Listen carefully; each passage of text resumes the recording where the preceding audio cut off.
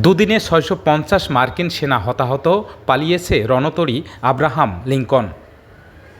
ইরানের প্রতিশোধমূলক true promise ৪ অভিযানের প্রথম ২ দিনে ৬৫০ জনেরও বেশি মার্কিন সামরিক কর্মকর্তা ও সদস্য নিহত বা আহত হয়েছেন বলে দাবি করেছে ইরানের ইসলামিক বিপ্লবী গার্ড বাহিনী IRGC।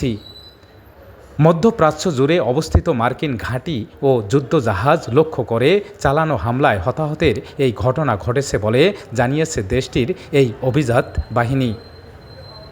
IRGCর মুখপাত্র ব্রিগেডিয়ার জেনারেল আলী মোহাম্মদ নাইয়েনি বলেছেন, বাহরাইনে অবস্থিত মার্কিন সেনা নৌবাহিনীর সদর দপ্তর ও যুদ্ধজাহাজে ক্ষেপণাস্ত্র ও ড্রোন হামলার পর মার্কিন বিমান বাহিনী রণতরী USS আব্রাহাম লিঙ্কন ইরানের উপকূলীয় জলসীমা থেকে পিছু হটতে বাধ্য হয়েছে।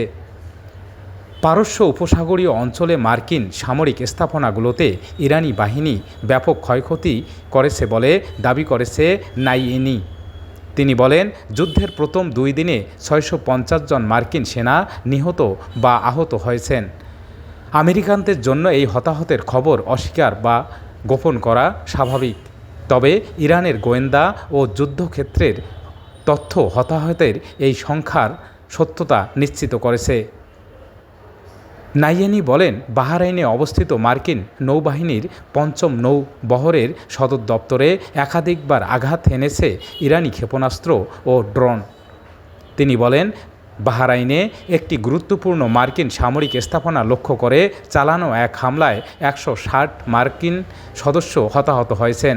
এছাড়া ইরানের নৌবাহিনীর ছোড়া ক্ষেপণাস্ত্রের আঘাতে মার্কিন নৌবাহিনীর MST কমব্যাট সাপোর্ট জাহাজ মারাত্মকভাবে ক্ষতিগ্রস্ত হয়েছে।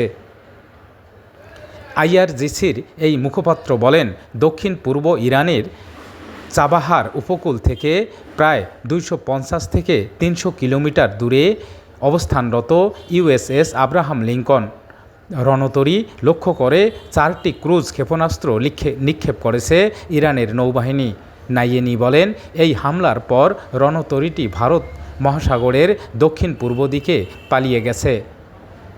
ইরানে ইহুদিবাদী ইসরায়েল এবং যুক্তরাষ্ট্রের চলমান আগ্রাসনের জবাবে ইরানি সামরিক বাহিনী এই গুরুত্বপূর্ণ পদক্ষেপ হিসেবে অপারেশন ট্রু প্রমিস ৪ পরিচালিত হচ্ছে বলে জানিয়েছেন তিনি।